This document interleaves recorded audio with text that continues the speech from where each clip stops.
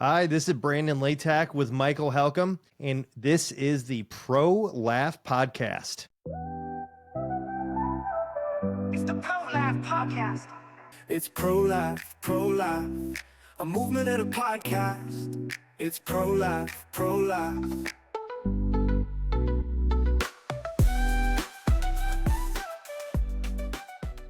Michael, how you doing? Hey man, I'm doing all right. I'm doing pretty good. Yourself? You doing all right? Doing good. Yeah. So you had a what? It was a 12-hour trip Yeah, up to Michigan? 12 and a half.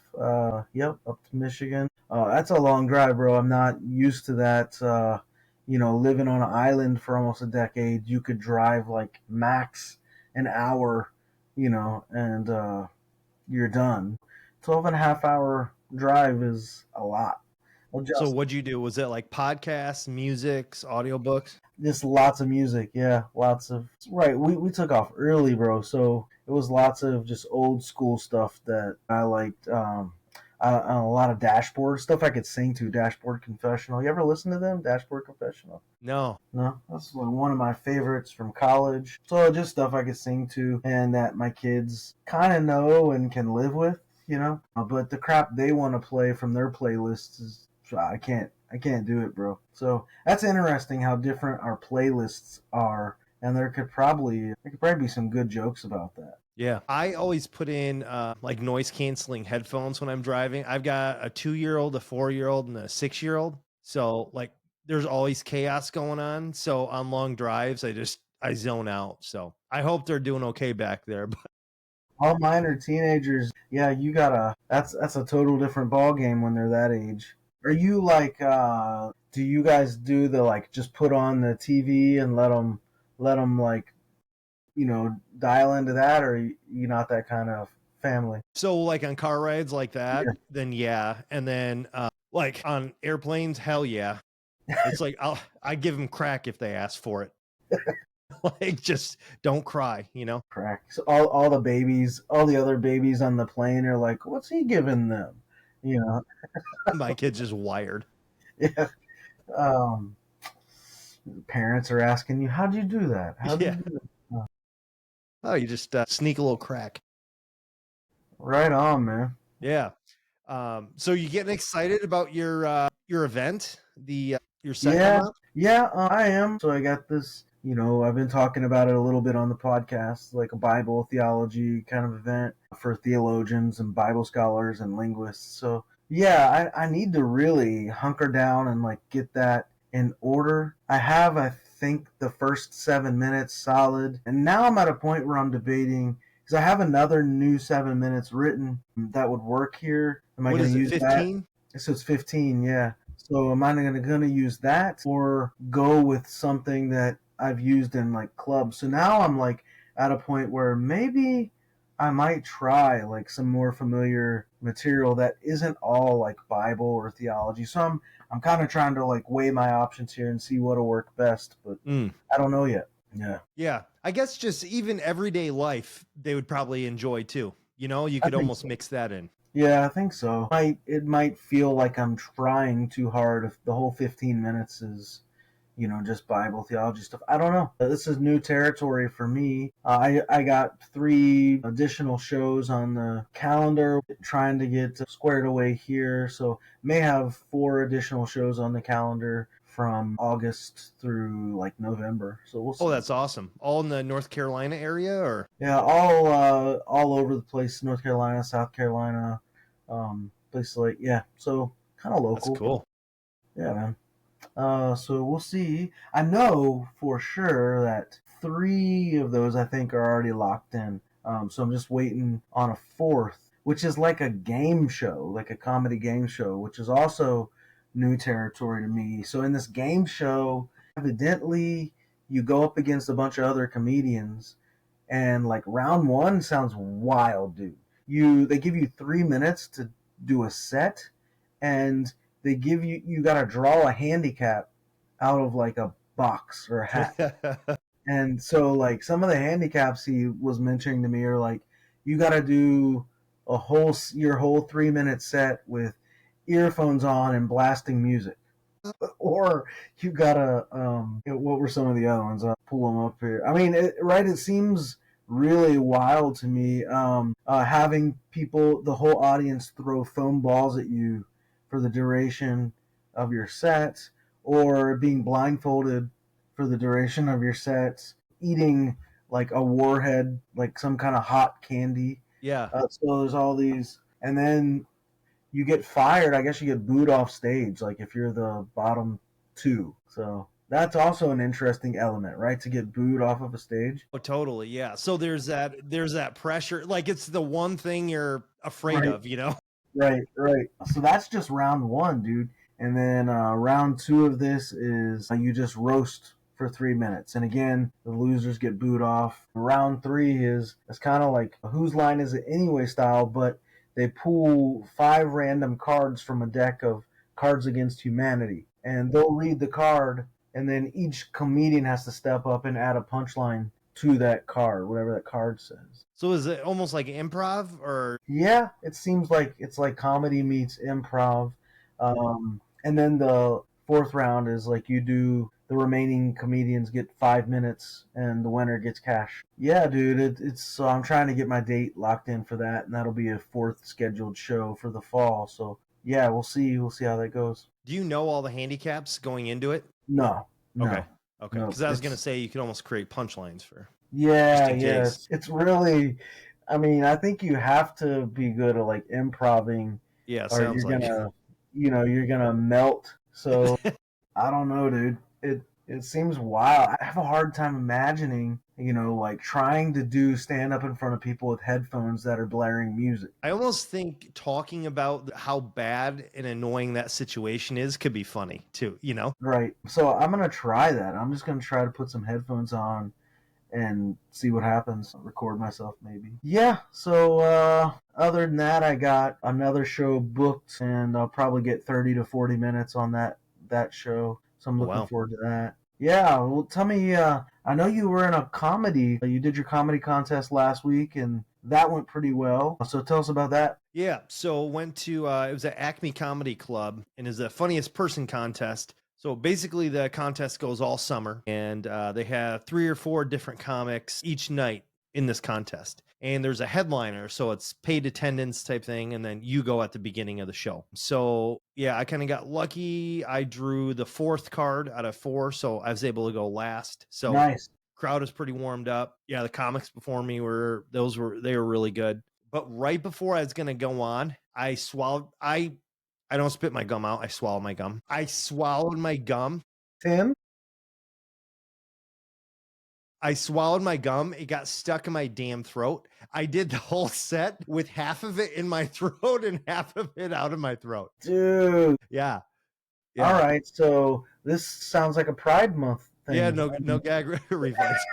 Golly. So you worked through that and you still did well, right? Yeah, yep. So I went up and then yeah, I think the craziest part of it was we actually worked on it on this podcast a little bit was when my daughter told me about like light-skinned people not letting dark-skinned people on the bus and then her solution was basically get 2 buses, light-skinned people and dark-skinned people bus, like essentially segregation. So I bring up the first part like my daughter said, did you know light skinned people didn't let dark skinned people on the bus? I never knew you could audibly hear people's butts pucker, but it was dead quiet. And I'm like, oh my Lord, like, please stick this landing. So yeah, I go through the joke. And then at the end, I'm like, I have to show that like I'm not for that idea, you know? So I just go, what the hell?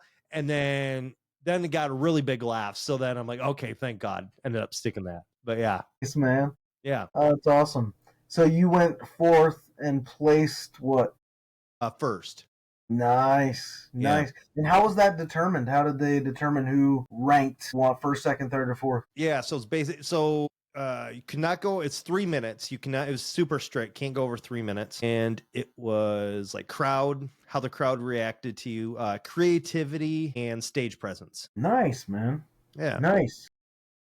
Yeah. And So Good. what happens now that you won your spot? Well, so I didn't officially win my spot for the semifinals. So basically, what happens is it goes on all summer, and I think mid-August, whoever is ranked in the top 20 move on to the semifinals Okay. type thing. And so what do they have, scorecards or something? Yeah, but I you see. don't really see the scores. I actually don't know who actually does the judging. Oh, interesting. Wow. And You then don't at have the end, they announce who won type thing. Okay. Huh. Yeah. That's interesting. You don't see the judge or know who the judge is. Right. Maybe other people do, but I'm an idiot, so I don't. Okay. Yeah. So then, okay, so I'm riding high, and I'm like, oh, I'm a great comic. So then on Monday, I'm like, oh, this set is absolutely bulletproof. So I go and I'm like, okay, I'm going to do this set, and I do this set. It's a really nice day in Minnesota that day. Not too many people there. I go. Those people were looking for kind of dirtier jokes than what my 5-minute set was. Was it a different venue? Yeah, completely different venue. This was like at a bar in a basement, essentially. Okay. Yeah, and they were yelling and asking for different types of jokes, like so. Really? Yeah. Previous to that. So I should have like got the memo and said, I should change this up a little bit if that's what they're looking for. But I didn't. I just went up with that set. Absolutely, like I bombed until I got to something that was more what they're looking for. But it was kind of a good lesson that you need different material for different situations. You can't just say, here's my set, I'm going to jam it down your throat. Right.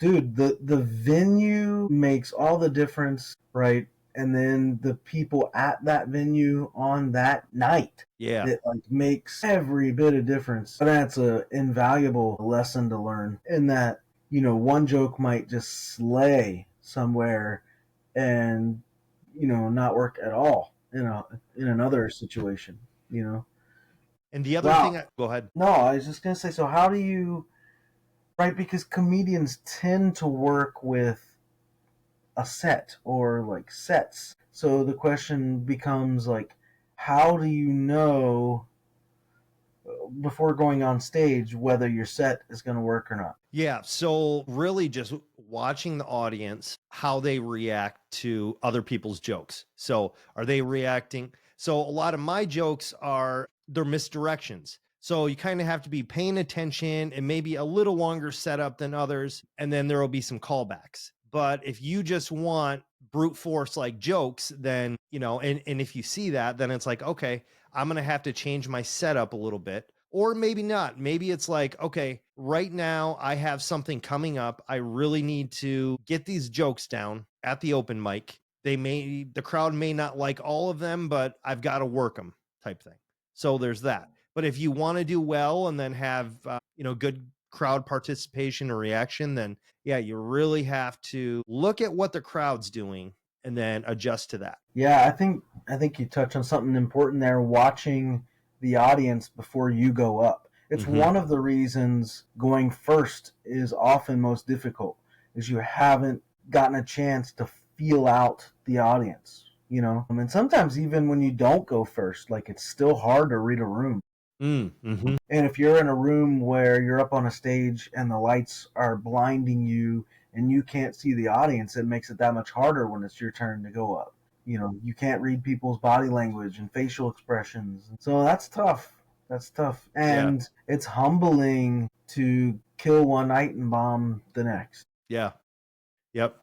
But it also taught me some lessons too, like probably better stage presence can help mitigate that. And then also I think I pulled the parachute too early on a couple jokes where it would have gotten to the escalation would have gotten to their type of comedy that they're looking for. But I pulled the parachute too quick on it. So they're like things that it's not the crowd's fault. The crowd likes what they like. It's more like on me if I want to give them a good experience, good show, then it's on me to do it. I think this is one place where crowd work could come in. Yeah. When something's not working and you need to try to call an audible or read the room, engage the crowd. But again, crowd work can be really difficult in a really dark venue where you're blinded and you can't see anyone. But if you're in a venue where you can see people, then that's often a good audible to call. So how do you address it? The crowd address work? What? Well, let's say, okay, you're having I mean, you're bombing, and then you're like, all right, I'm gonna switch a little bit to crowd work. Do you address that you're bombing right there, and then like let's talk to people, or do you almost like call out the elephant in the room, or I think so. I think it releases the tension. That's where a good saver comes in, Mm, right? Um, and it can be self-deprecating in that. I shared the one last week that I've used a couple times, which is my plan was to come here and suck tonight. I'm doing well, something like that. And there are a million versions of that you could come up with. I don't know. That joke was not meant to work. Whatever. You can just always make it up and yeah, do some or just variation crush of that. that one, and then Yeah, everyone knows you didn't crush exactly. it. My wife told me not to do that one, and I didn't listen. Whatever. You can always do that, and I think that helps relieve. You'll probably get a cheap laugh off of that, which isn't bad necessarily. But yeah, I think that's a tough thing for me. The one thing I try to keep in mind is that, like, I'm writing jokes that I think are funny, and if other people don't think they're funny, well, that's on them. Now, can they not think a joke is funny and still have a good time? That's an interesting question. Can I tell jokes that they don't think are funny, but there still be a good time happening? I I don't almost know. think that's where stage presence comes in, Right. because Crowd work is one way to sort of wiggle through that. Yeah. So that's if you can figure that out, and if you can figure out a way to do that, I feel like you can pretty much do anything up there. you almost have a parachute, a little like a safety net kind of all right, I'll if everything else fails, I'll go to this. Right. And during my last show, which was like 4 or 5 weeks ago, this is the longest I haven't really performed in a while. Although I'm still booking shows, still writing jokes and that kind of thing, but still preparing. During my last show, I blanked when an audience member yelled out. And I think I've talked about that on this before too. And so the default was just to go to crowd work. One, to buy myself time. Mm-hmm. Um, and get back, get back on track, which I used the memory palace to do that. But that that turned out in my favor. Went to crowd work, just did simple, very basic technique, and then hopped right back into where I left off. Was it to the lady that yelled out or somebody It else? wasn't. It was to somebody on the other side of the room. That's kind of a thing. Like, you can go horns down and right at the person that's like interrupting like that, or if you can not give them any more time, Yeah. and turn to somebody else like on the other side of the room and give them the attention. So there's a couple ways to sort of handle that, but that worked in my favor because I was able to do a little crowd work, and it worked. It got laughs. Yeah. I jumped back into my set. So yeah, I think that's where that comes in handy. That's such a great learning experience, though, man. It is, yeah. I'm almost happy now. I'm happy. I'm a day removed from it. I'm happy it happened because let's say I kill twice with that set. I put that set away and I go, oh, yep, that's good. This is ready to go. But now this makes me relook at it and make sure, like, oh, can I make anything sharper? Right. What can I do here? Right. Yeah. And look, dude, some content isn't going to work for some audiences, period. If you're doing like a clean, family friendly show, right, and there are parents with kids there are some jokes that you can't tell, dude, or that aren't going to work there that, would possibly work other places. And so it's just learning the venue, dude, reading the room. I think that's one of the trickier parts of like doing stand-up comedy, especially when you start traveling, right? Yeah. So you can't do recon in the room as much. You can't just go to Right. a show. Yeah. Right. What do you do then? Do you look online? Do you watch on YouTube to see what it's like? So when I did a show in South Carolina back in November, Mm-hmm.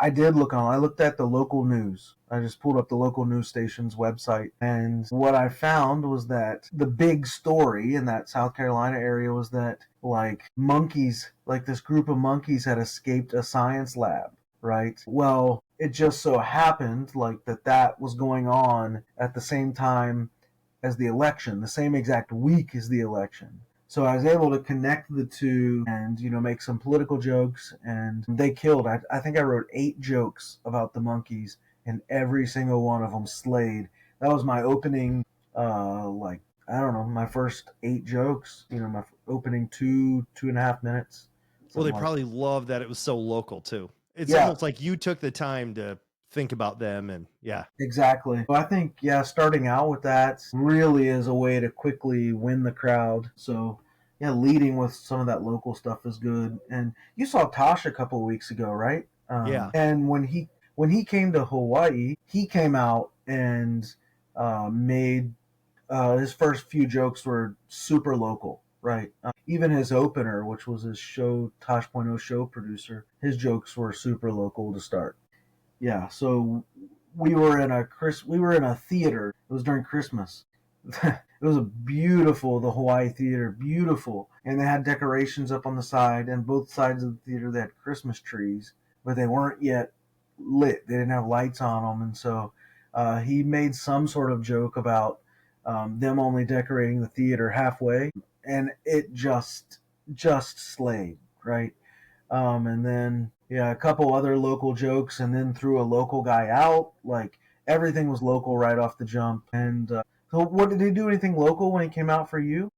Yeah, so you know how like crazy stuff happens in the Twin Cities. So he comes out and he goes, "Well, we have nothing nationally relevant to talk about here, do we?" And it was right after the horrible stuff happened to the senator, and then obviously the George Floyd stuff. So it just like that one hit like really well right off the bat. He's so funny at like walking the Dude, tightrope of. dude, he he is brilliant, and he's one of those guys that can. I mean, he can just cross the line like so well, Yeah, right? And here's the other part of that. So, like you and I, we don't really have like a devoted fan base at hmm, this point. I don't know that I have fans. I have a few people who know I'm doing this and, like are behind it supporting me, but I don't have like fans.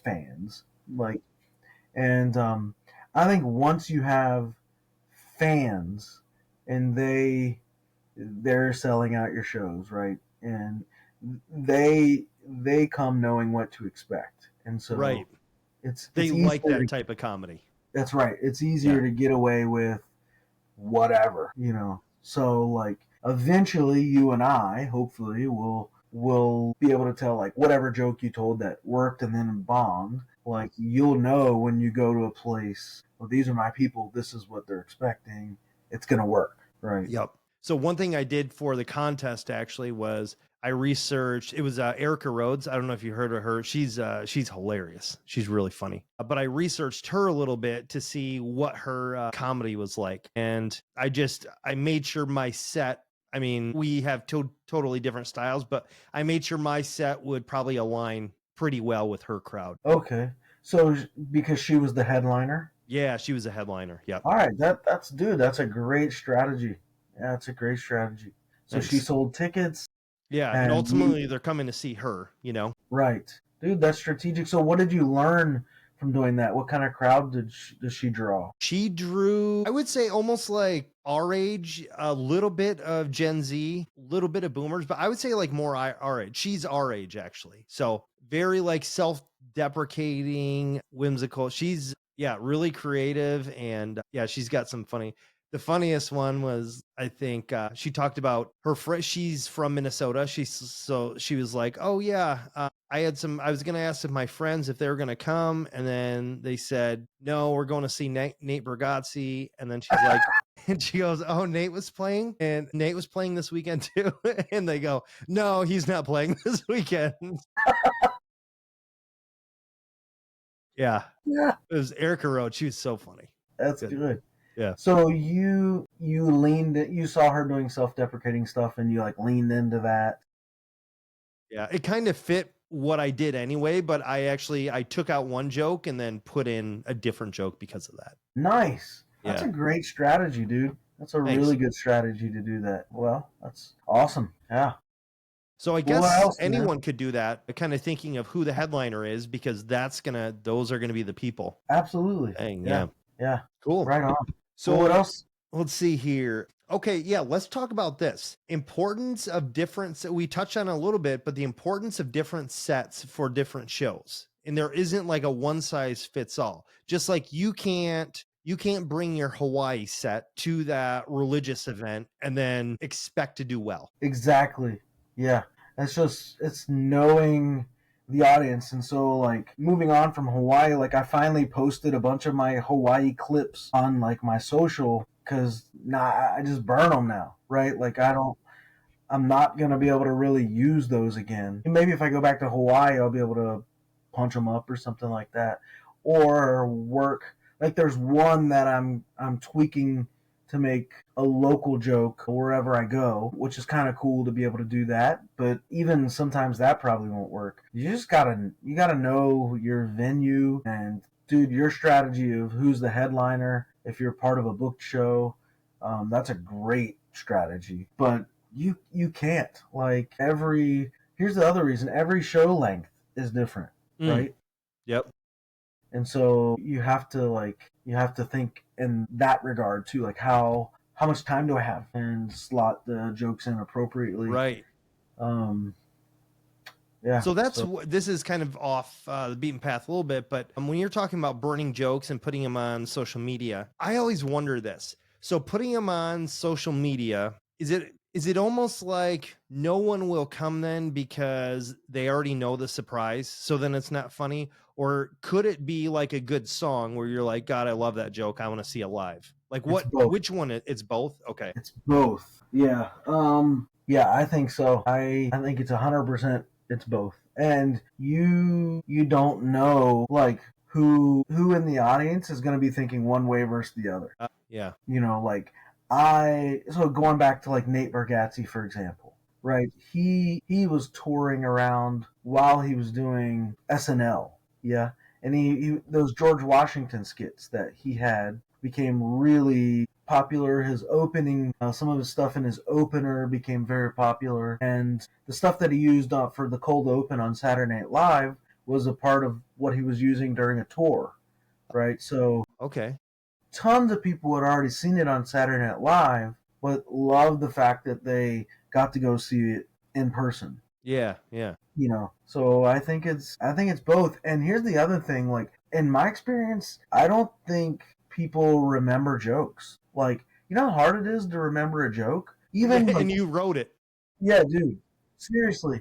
Like, I went to the barber shop, a new barber, last week, and I was talking about doing stand-up comedy. And, you tell somebody that, they're always like, all right, tell me a joke, which people feel different ways about that. But it's like, okay, if I'm going to tell you, something about my job as a comedian, of course you want to hear a joke, right? Mm-hmm. But in that moment, like, you almost go blank. You're not, like, in set mode, you're not in, like, bit mode, you're not in show mode, right? So, right.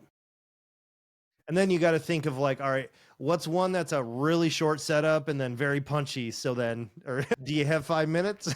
Yeah, exactly. What's a standalone, right? Yeah, right. And so, yeah, I think it's both, honestly. I love telling, like, I have a favorite joke, and I have two favorite jokes, but and I didn't write either of them, but I love telling those two jokes over and over and over. And, like, to this day, like, some of my close friends, like, we'll just say the punchline now, which recalls the whole joke. Mm-hmm. And, dude, we still laugh every time we say the punchline, right? So, or, like, think about it, like, all the Adam Sandler movies, or, like, we quote lines from those, and people, they're still hilarious. Yeah, right. They'll still laugh the next time they watch the movie. Right. Yeah. Yep. So, yeah, I think it's both ends. Nice. Yeah. But yeah, regarding the different sets for different shows, I think this last open mic where I absolutely bombed on, it was like that was really helpful for me, where I'm like, okay, I need different, and as a new comic, you've got what you got, but I need different material for different situations. And it was kind of a good wake up call. Yeah. So how will you adjust going forward based on that? Like, what's the plan of attack based on that? Well, I probably got 10 minutes of really bold material that I wouldn't dare to say on most sets, So I've got that covered, I think. But actually, so what I would do is my 5-minute set, I would say it would be like comedy club clean, but it wouldn't be like family clean. what I thought about doing then is, okay, I need something where if kids or families are around, I need like a squeaky clean set. So I'm taking that 5 minutes that I have. How do I turn that into clean? 80% of it already is, but now just that 20%, how do I make it clean and still punch hard, you know? Right, right. Yeah, that's a good strategy. It's a good challenge for Yeah. sure.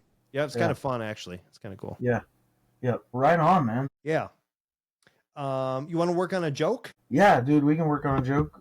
I'll go first, I guess. All right, let's do it. So here's just I I love this part because I don't know, dude, I have like so many jokes I'm working on all the time, you know.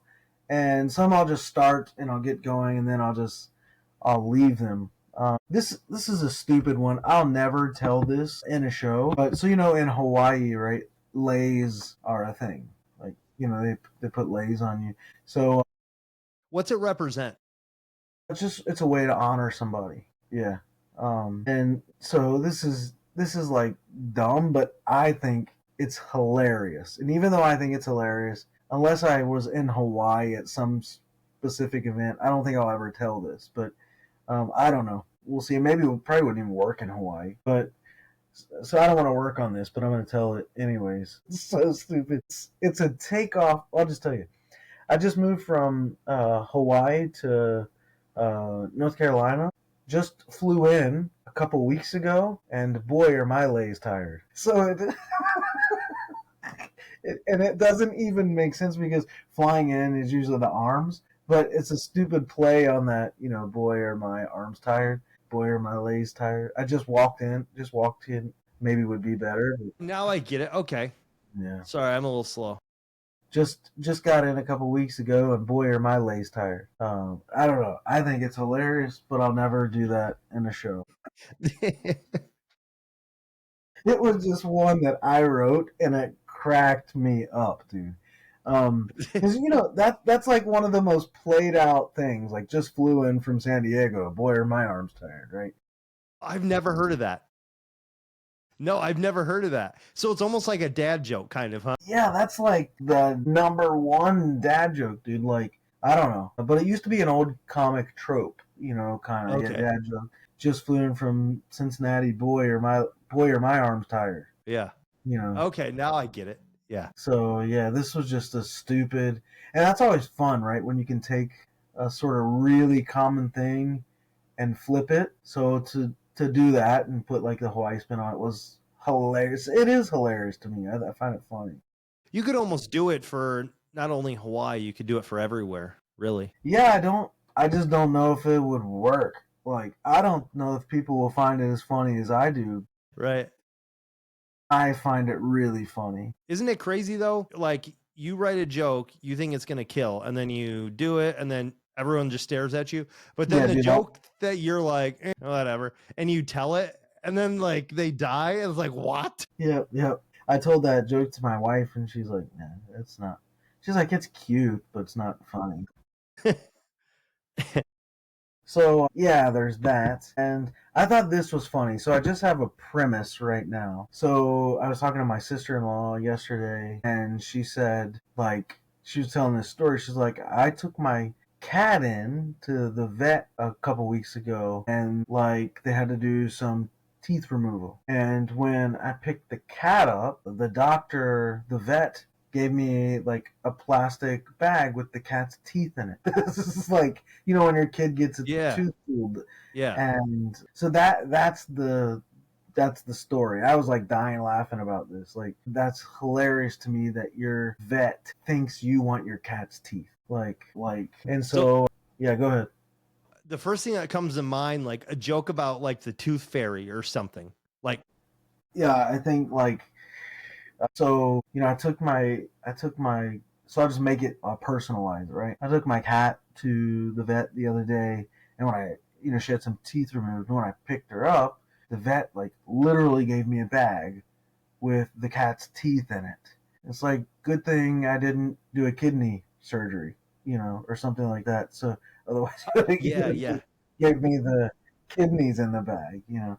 So like that's where my mind went. The tooth fairy one is funny. Like how could we incorporate that? Because I think that's immediately where most people's mind would go. Like Right.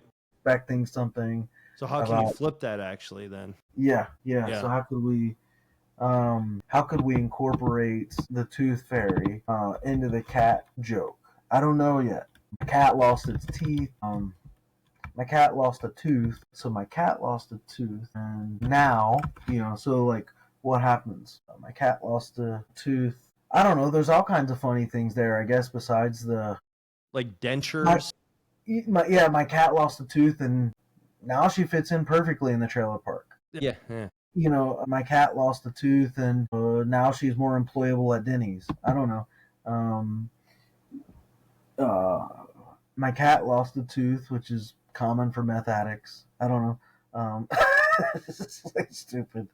Uh, so I don't know. Like the tooth fairy, how do you work that in uh, to that? Yeah. This is gonna cost me $25. It's gonna cost. So this is really gonna cost. I'm not sure if I should put it under my pillow or blank. What would be the alternative thing to do with it? Or what's the reason the cat lost the teeth? Like that's the last time I'm letting the cat do this. Right. That's a good angle. My cat recently lost a tooth. Last time I'm letting him play with my dentures. So in that case, it's not him losing his tooth; it's losing my teeth. That's kind of interesting. Or like last time I squat over the cat. Yeah. So like you were saying, it's like you're losing a different. They're thinking the cat's teeth, but you're actually losing grandma's teeth. Grandma's pissed. Exactly, right. Or my cat lost a tooth, which really sucks. Or my cat lost a tooth, and it's not all bad. Now she's gonna be on the cover of Cat Trashy, or like instead of Cat Fancy, which is like.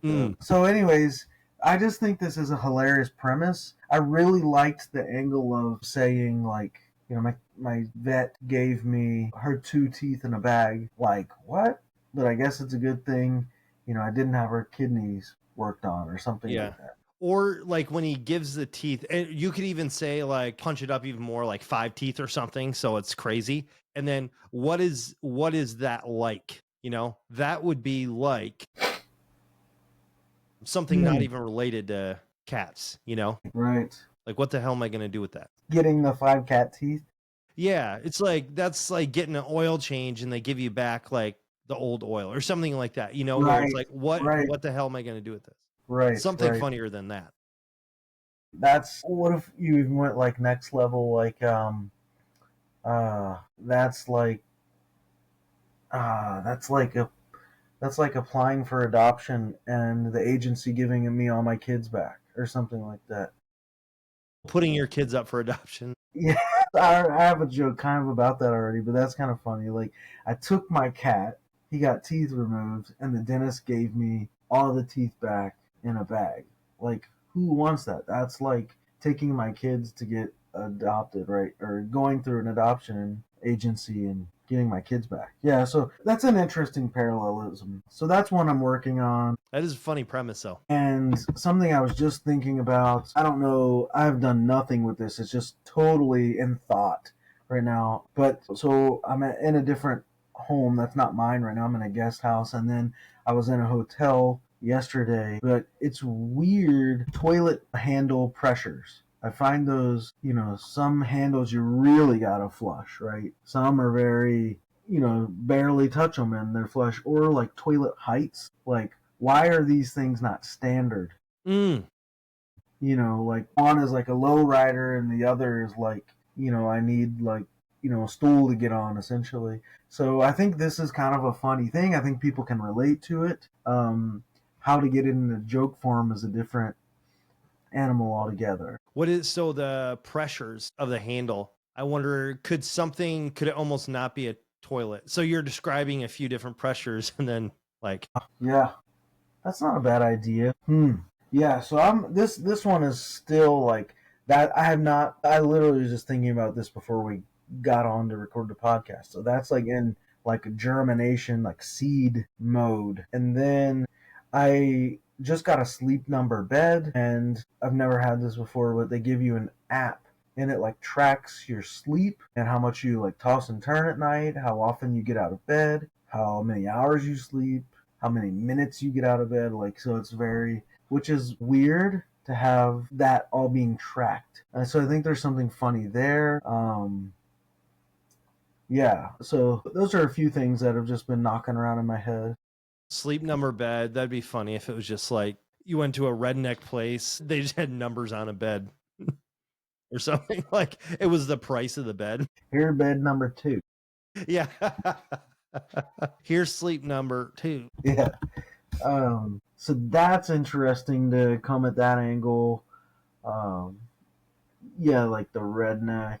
What would be other angles for that? Like other numbers? Like I just got a Sleep Number bed. Like what does that even mean? Right? A lot of people have no idea what that means, a Sleep Number bed. Mm-hmm. So is it like, so I sleep like a 1, like a pencil, like I sleep like a 2, curved? What else? Sleep like a 7? I don't know. So like Sleep Number, that's kind of funny to me. Just the phrase Sleep Number. Yeah. Yeah. So I don't Or know. almost like what do you like in bed? You know, like the salesperson, like what do you like in bed? Misunderstand that, like what? Yeah. I was just trying to buy a bed, lady. Yeah. Or like, somebody's trying to get your number and you give them your sleep number. Number Yeah. 3. You confuse your credit score with your sleep number. I don't know. Like, what else could be funny here? Oh, those Sleep Number beds, some of them, it's like it's wild. They'll have you sitting up, but then also you can raise your legs up. Like who on earth sits like that? You sit like a freaking psychopath.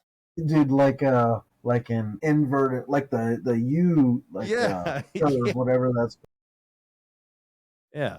Yeah. So those are a few things that are in initial stages, and a whole bunch of other things. I wrote down a bunch of premises this week, and yeah. So we'll see. We'll see where some of these go. Yeah. What about you, man? What are you working on? Got anything? Yeah. So I kind of have this premise. I have like this one joke, but I need to build almost like a premise around it, which is kind of weird. But the joke is North Korea doesn't have cell phone towers. It's almost like it's going to be a comparison joke about North Korea and like my family. Okay. So North Korea doesn't have cell phone or cell towers. My family had Cricket Wireless, which is the same as almost like no cell towers, like my family is a lot like North Korea. They had no cell towers. We had Cricket Wireless. Dude, this is interesting because did you see in the news this week that Kim Jong-un and North Korea are opening up the coast, a part of their coastline for tourism? Yeah, I did see that. So that's you're like, so what about if your family went to, somehow could you make them go to North Korea? Like, and then say like, my family, we were one of the first to visit North Korea that just opened for tourism, and the cell phone reception there is what you might expect, a Cricket Wireless, something like that. Could you go that angle? I was thinking like talking like either two angles that I've been privileged to be able like that they taught me so many different cultures. So I talk about like, I don't know, Italy, or because I used to live in Italy for a little bit, and some other things too. And then they also taught me things about North Korea. Or I was engulfed in the North Korea culture as well. Or do I talk about growing up where it's like a dictatorship at the house and then comparing all that, That's interesting. Yes. because you know how, So that seems like a pretty low hanging fruit to me. So in this case, like, would your like dad, for example, be the dictator? yeah. So like in North Korea, you have to have a photo of Kim Jong-un in every house. Like at my parents' house, could they have could my dad have a bowling trophy like in every room or something, So North Korea doesn't have cell phone towers. Okay, yeah, I think that's a fun idea. A phrase that comes to mind for me is like dead zone, because that works like, North Korea killing people, and then also like a dead zone where like you don't get a signal. Oh, yeah. Yeah. So what are other phrases, similarities, connections between North Korea and like having a terrible cell phone connection? Like tags on that, Yeah, or like what are other just connections? Like sure. Well, like infrastructure, like growing up, we had dial-up internet, which I mean, North Korea doesn't even have dial-up internet, or they might, but I think it's an intranet kind of. You know what I mean? Like it's not. I think you got to do something here with the tourism though, right? Like that. Does that just happen in the news? It actually like looks nice in the drawings. God Right. knows what it will look like, but I saw a picture of Kim Jong Un standing on a balcony how's he looking? with the shoreline behind him. He doesn't look great, but the beaches. Could I say something about the haircut or something? You know, like his haircut. My dad had his haircut or something, or his body. Yeah. So like, what about this? Like, trying you make the cricket joke, and you'll be like, could you also like talk about how using cricket wireless is comparable to like torture or is torture? So dead zone torture, those are another thing. Mm. Yeah, the haircut. What could you do with the haircut there? Or like my dad looked just like Kim Jong Un, like except white and like 4 or 5 different things that are different than what he actually looks like. Besides, he's white. He had a different haircut. I guess that's not very funny then. That's stupid. No, I mean, you bat around the ideas. If you could find connections between your dad and Kim Jong Un, that could be hilarious. Roaming is another word that comes to mind. Roaming. So dead zone, roaming. I can't remember the other one I just said. Like rockets or nukes. Rockets. There you go. Yeah. So what if you did something about like how do I even word this about Kim Jong Un like taking a selfie, or your dad taking a selfie and he's got like the Kim Jong Un haircut, or I don't know, that haircut is iconic. It is. Everyone knows it. Maybe my dad's favorite player was Dennis Rodman or something. Yeah, Dennis Rodman. Yeah. I don't know. I need more time to think on that. So yeah, you have to come up with what the angle is going to be there. I liked where you were originally going with that. The comparison between North Korea doesn't have cell towers, which is essentially the equivalent of having cricket. You don't even have to you don't have to even bring your family into it necessarily. Um, and then what if you talked about then just made the comparisons between cricket and North Korea? Like, cricket and North Korea both have a lot of dead zones. Cricket and North Korea. Oh yeah, I like that because you'd actually get to the funny part quicker, as opposed to like the only nice thing about family is like it makes it personal, but Right. that's true. It would be quicker. Yes. What was the other one I just said? Oh, if you're caught with a cell phone in North Korea, you'll be put on roaming or something like that, or people. The default setting for people in North Korea is roaming. Or you're sent to one of those camps, like a work camp or something. Yeah. So what could 5G stand for? That could potentially be funny. In North Korea, 5G stands for 5 generations of your family being locked up. I don't know. Oh yeah, they do that, don't they? Like multi-generation punishment. What could Cricket's North Korea plan be? Like if you were to subscribe, or like do they have like the Kim Jong Un special? That'd be funny. Almost, yeah. Talk about their phone program or system. Yeah. So I think there's some interesting stuff that you play around with here. Rockets is really funny. Every time if you get on the Cricket's North Korea plan, every time you do, you have to make a terrible remark about Taiwan or something like that. I don't know. Mm-hmm. All the sort of typical things. Or no bars, like kind of like 5G, but like there's no bars, something like that. Yeah. So those are some of the things that I'm thinking of. Yeah, I like that. Cool. The Dennis Rodman thing, that's great. Yeah. One of the, remember how MySpace used to, like, when you joined, your first friend was by default that Tom guy? Yeah. Your first contact in your phone is Kim Jong-un. Or Dennis Rodman. Or Dennis Rodman. This is a true story, but one time I saved my dad's wallpaper on his phone or on his computer. This was when I was like in middle school or high school. It was Dennis Rodman like wearing that white wedding dress. Yeah. Somehow I locked that on it and he couldn't get it off, so he had to reformat his computer. He was so pissed. He made me stand in the corner. I was crying laughing so hard, like hearing him get so pissed. What if you have to now go invade South Korea for Wi-Fi? Um, yeah, I don't know. Like, it's kind of bizarre, isn't it, that a country where you can't get a cell phone signal is like threatening to kill the human population with bombs. Like, Well, yeah, like they have that capability, but then yeah. yeah, yeah, like they have this advanced nuclear capability or missiles, and yet the people don't have access to cell phones. Yeah, and they're asking their citizens to collect their poop so they can use it as energy. I haven't heard that. That's funny. Yeah, that's true. I think there's some good stuff there. Yeah. I remember, dude, when I first moved to Hawaii, I was only there for a few months, dude. I was a high school teacher. Mm-hmm.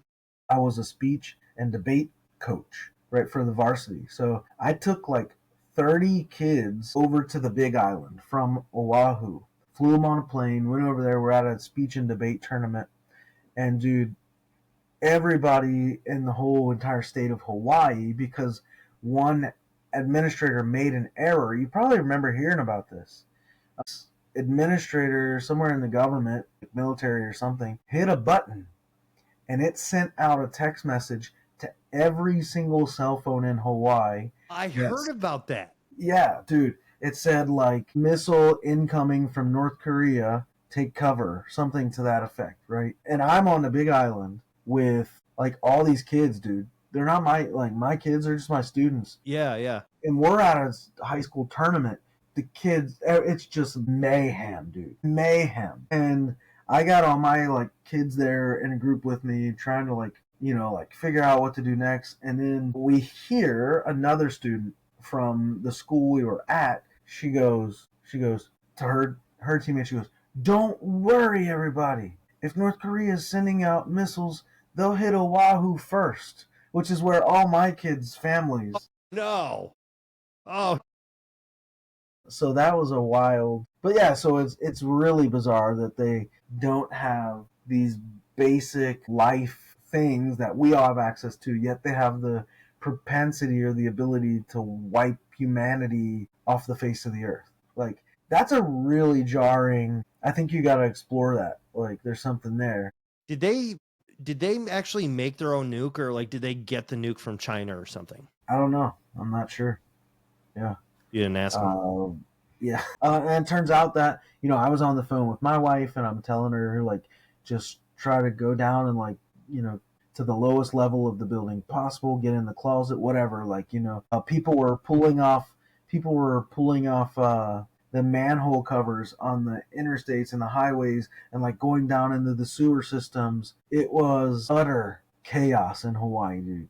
Utter chaos. Yeah. That is crazy. How did they make the announcement that it was a mistake? Did they use that same?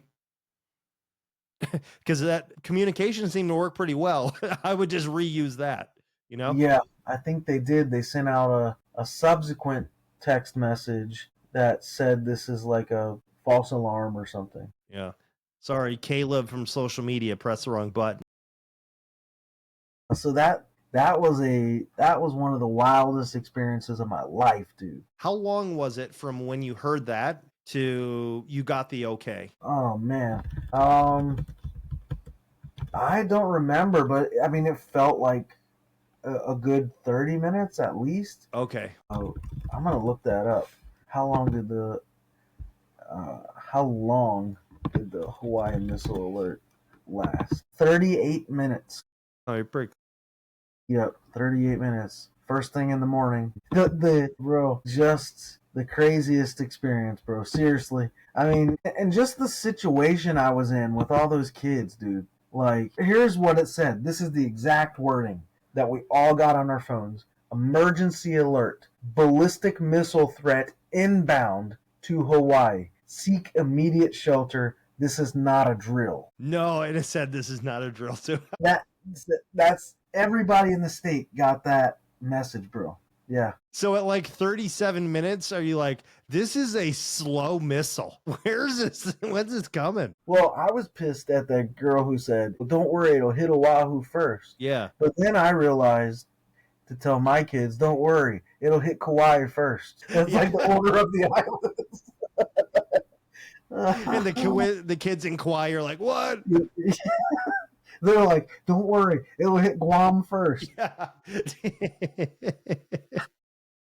Um, It gets all the way to Japan. Don't worry. and then the street signs, like even like the highway signs, they set up on the top, missile alert is an error. There is no threat. Like all the highway signs were changed to say that. Dude, people were like seeking shelter like crazy. I mean, that I probably should tell a story about that. But if I try to do that in Hawaii, like that's kind of overplayed, right? Everybody. Mm-hmm. But that was national news. And like you just think like the preppers were just like, called it, Yeah, exactly. Dude, that's a great angle. So the Hawaii missile arrogance of preppers. Mm-hmm. That's funny. So I got to do something with that story. I just made a note here about it. Yeah, like, like they, sometimes they make honey. So like, they're like, oh, yeah, get the honey. I'm not trying to steal your joke either, but you could somehow work that in, recall that whole missile crisis yourself too. I think that's feel like funny. you would have a better. Yeah, I mean, I understanding have of the it. angle of like being a teacher and like all these students are just losing it. Like they're under desks, taking cover for 38 minutes. And yeah, so it was wild. Oh, it'd be funny there. You say like, it was horrible. Like, all right, like we were up in 30 minutes or something. Like it was our time to debate in 30 minutes. So you think it's like about the missile thing, but you're talking about like getting this debate, like trying to get first place. And I'll tell you, like a bomb did hit. My students did terrible. Yeah. So I'll play with that, but I think you have an angle there too. It's just a different angle. Mm-hmm. More the infrastructure of North Korea. Yeah.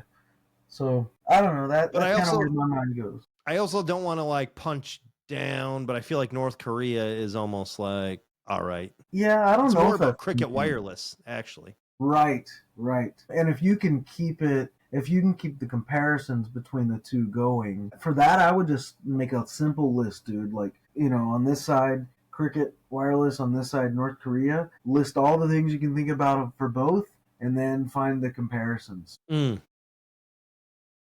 Neither show up on a map. North Korea doesn't show up on a map. Cricket Wireless cell phone, No grid. the coverage doesn't show up on a map. Yeah. Yeah, dude. They're both. I feel like Cricket Wireless has like 4 buttons, like ambulance, police, and like my son, like Cricket Wireless is the equivalent of trying to make a cell call out of North Korea. Like, dude, there's something there for sure, and it's just a matter of getting that wording right. yeah. I think a list is a good idea for the comparison.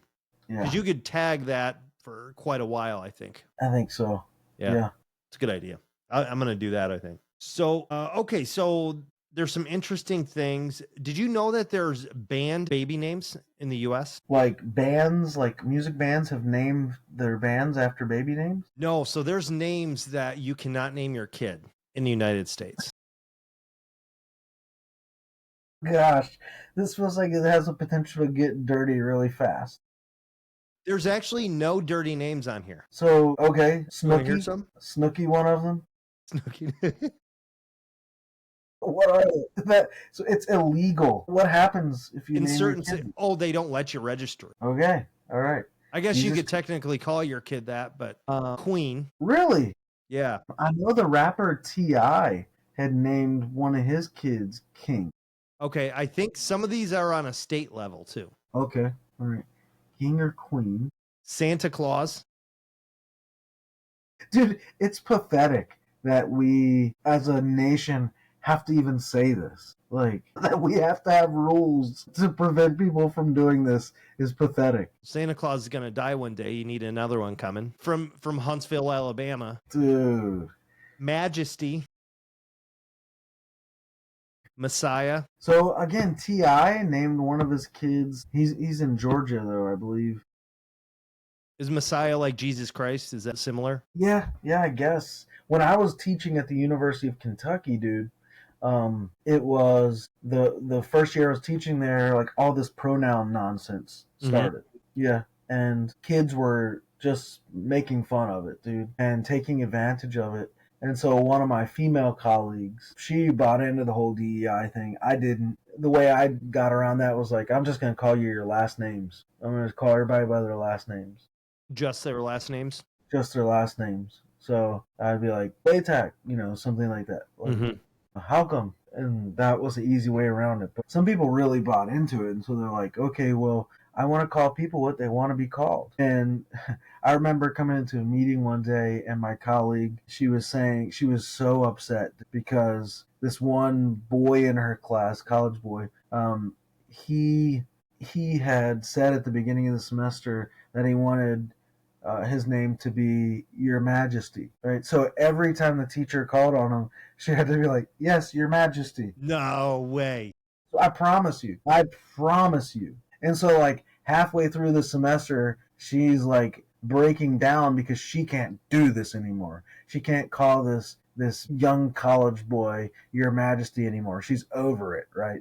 But she's torn because she wants to honor what people want to be called. So she couldn't. And right, that's the predicament of it. Like, what'd she do? Did she keep calling him Your Majesty? I don't know how that played out, but she had been calling him Your Majesty for a long time.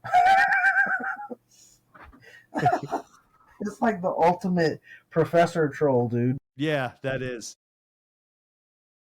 And then there's and I don't even know, 1069. Do you know what 1069 would be? I have no idea. Okay. So yeah, those are all the names that. That's weird, dude. Yeah. Okay. The word at. No, the that at symbol. It's ampersand. Yeah. Oh, the at symbol. The at symbol, like in an email address. Yeah, at gmail.com. Yeah. Dude, what does it say about us that people have tried to register these as names? What else is going on out there? Okay, so when you get a promotional email, and so a lot of times like I'll click unsubscribe on it. Okay. So like you get a email like for, let's say it's Walmart or whatever, or Home Depot, and let's say so you don't get like discounts or like a newsletter from them. Exactly. And let's say you don't want a newsletter from them anymore. So you click unsubscribe. What they're finding is actually there will be hackers that are sending those emails as a test. And when you click unsubscribe, then that tells them that there is a real human behind that email that is like checking it. So then you are put on a list to be even more targeted, like for scams through that email. Interesting. So there's a danger in clicking the unsubscribe button. Right, because you're proving like I am a human. Gosh, dude. Was this study conducted by that Nigerian prince who emailed me last week? Have you ever fallen for a scam? Yeah, I've fallen for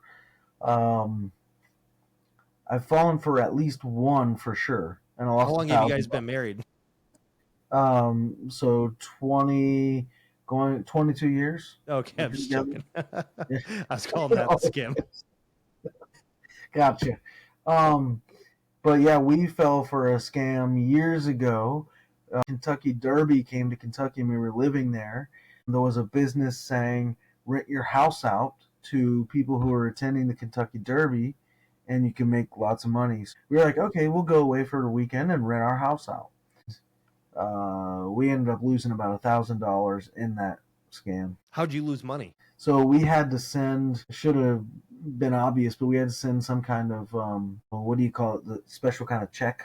Yeah. Okay, like cashier's check or something. Yeah, cashier's check to this organization so that they could do the advertising and get us in the system and like all that. And it turns out it was just a storefront that went, that after like a week of advertising and got money out of people, closed its shop somewhere in Texas, cut the Ugh. phone line, and moved on. Man, there's a special place in hell for those people, I feel like. Man, that's So yeah, we've been scammed before, and but this is a new one for me. Clicking unsubscribe sets you up for being a bigger target. That's a yeah. new one for me. That seems like something like Weight Watchers would do, right? You click unsubscribe, you're gonna gain weight. You're done. You're toast. Like they start saying all sorts of like threatening things. Instead of like being inspirational, they just start fat shaming you.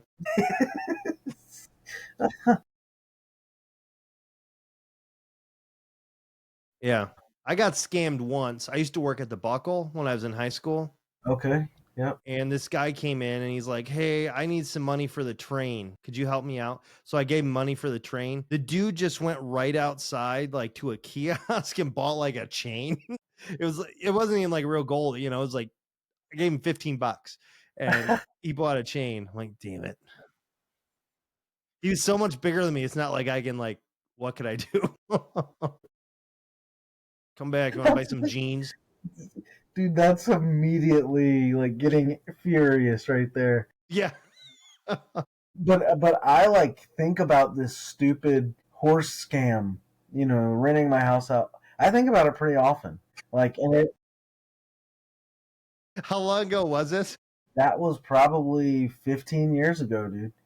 I think about it fairly often, maybe once a week. I don't know. Like, I think about it very often.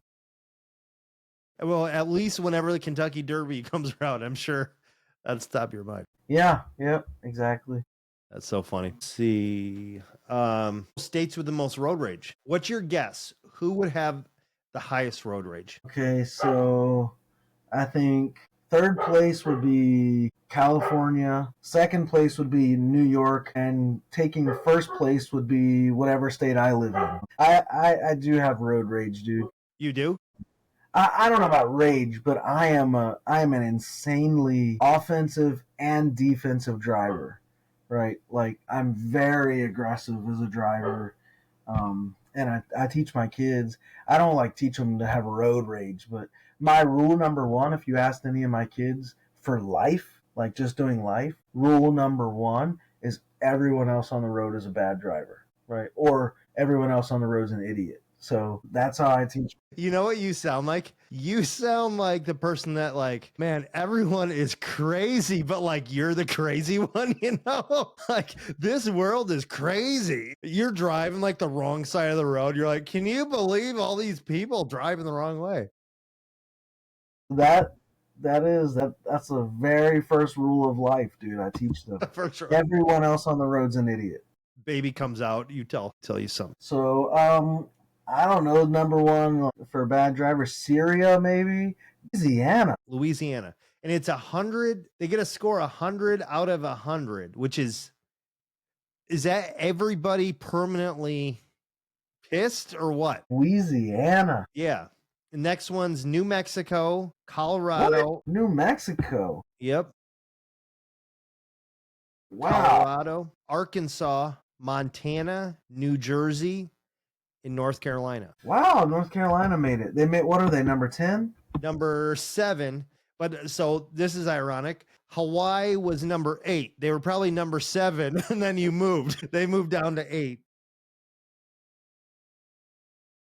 And North Carolina took 7. That's funny. Yep, they moved up a little bit. That's perfect, bro. That's a joke right there, dude. That really is. I need to write that down, man. Yeah, I'll send you a link too. Yeah. So Hawaii, number 8. I'm writing this down for driving. NC is number 7. That's funny, dude. And then so this is crazy. Okay, guess the lowest or the least road rage state. Maine. Okay. All right. Yeah. What happens in Maine? Do they even drive there? But it says 0 out of 100. So that means like you get in an accident and they're just like, whoops, somebody has had to have gotten pissed driving. Dude, yeah, 0 out of 100. Dude, why Louisiana? Why? I don't know. Well, When I think of Louisiana, all I think of is Mardi Gras, dude. Or, I don't know, everybody trying to escape Hurricane Katrina. Maybe that did it. Or aren't they called the Raging Cajuns or something? A school, university is. Is that? Yeah, Like maybe. Huh? I don't know. That's wild. That Louisiana's first Maine. Nobody in Maine gets mad when you cut them off, dude. right. Have a good day. Who did the study? Who conducted it? Question. I usually don't look at who does studies. I just recite the article like it's the Bible. And Paul Anthony Jones, and this is on mental floss. Interesting. Okay. It's Seems like legit. just you driving around in a Prius, like just evaluating people. Yeah. Oh, that guy seems ticked. And then one last question here. Would you be willing to name your kid a brand name for $100,000? You must post once per week on social promoting the brand with your kid. And the kid can't ever change their name or you have to pay the 100K back. Nah, not worth it. Not worth it. 100K, and this sounds totally terrible, but 100K isn't that much. So I don't think so. We'll You'd say burn tax through- free. You'd burn through 100K quick in this life, dude. It takes way more than that to just usually raise a kid, dude, to age 18, you know. Let me look that up. So how much does it cost to... Let me see if you can guess the number here. Well, guess how much it costs to raise a kid from birth to 18. I'm going to say 210,000. Close, dude. On the low end, it's $234,000. On the high end, it's $431,000. Probably depending on what school you send them to. Yeah. So, to $100,000 doesn't even cover half of what it costs to raise a kid to the age of 18. So it's not really that much help. You know what you could do, I think? Oh, if you have to pay the 100K back, compounding interest. So you name the kid that whatever for like 10 years. Compounding interest after 10 years, 7%. You're going to have 200,000. So then pay that 100,000 back. Your kid now is a free, or wait till he or she is 18, because then who cares at that point? And then when you're 18, you really need to be like not named, I don't even know, Chobani, you know? All sorts of things. What if your kid dies? Then what happens? You got to pay back. Like, We'll say what if no. what if the product goes out of business? Yeah, so all sorts of questions here. I don't think I'd do it. Would you? Yeah, I think I would do it. And then compounding interest, and Butterfinger can change their name when they're 18. Yeah. Because at 18, they would probably have 200,000 after paying back the 100K. So there is a catch that they could change their name after 18. Well, no, I mean, if you change your name, you have to pay the 100K back. But with that compounding interest, You get a couple 100K. yeah, Nah, I still don't think I could do it. you wouldn't. I don't think so. And it's like, dude, it depends on what the product is, the brand is. Like that could get pretty bad pretty quickly. Like calling Yeah. your kid Fleet Farm or something. Hey, Fleet Farm, come here. Mike, his name is Jenny Craig. At least like that sounds like a name, kind of. Come here, little Lululemon. You know, like what are you calling them? But yeah, I'm out. So you're in, I'm out. I don't Yeah. think I'm doing that. Yeah. Dude, you are worldly, bro. You are materialistic. I am. Oh man. Well, Cool. right on. All right, well, it's been fun. Yeah, man. Always good to catch up, talk comedy, run jokes, see what's going on in the world. Always good. Cool. All right, we'll see you guys next week. Yes, thanks for watching. Thanks for listening. Check out our channel, right? We have a YouTube channel. We have a Spotify channel. Check those out. Subscribe, share, and yeah, we'll stop there and say we hope that helps. It's the Pro Life Podcast. It's pro-life, pro-life. A movement and a podcast. It's pro-life, pro-life.